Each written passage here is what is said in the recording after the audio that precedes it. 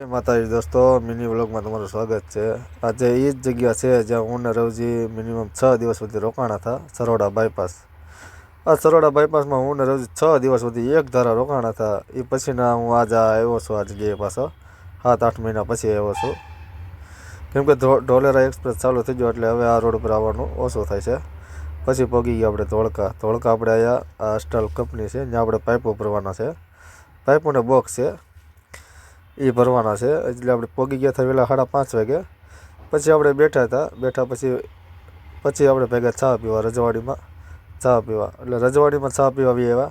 અને અસ્ટાલ કંપનીનો એક નિયમ છે કે મોબાઈલ શું છે ગેટે લઈ લે, ગેટે મોબાઈલ લઈ લે ને પછી તમારી ગાડી ભરીને બહાર નીકળે પછી પાછો મોબાઈલ મળે, ત્યાં સુધી મોબાઈલ ક્યાંય અંદર મતલબમાં અલાઉડ નથી। પછી એટલે આપણે ચા પાણી પી નાસ્તો પાણી બધું કમ્પ્લીટ કરીને જ અંદર ગયા હતા।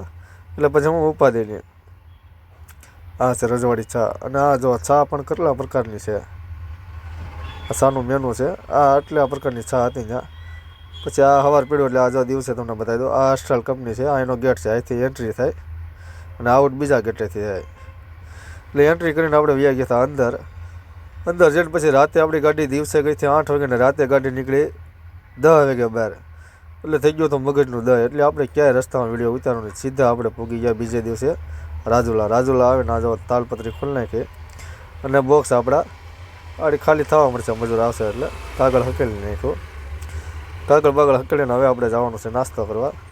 નાસ્તા પાણી કરી અને આપણે ઓર્ડરની રાહ જોવું, ઓર્ડર આવશે તો ભરવાની છે, નકર પછી હવે જોઈએ, મળશું પાછા નવા વ્લોગમાં।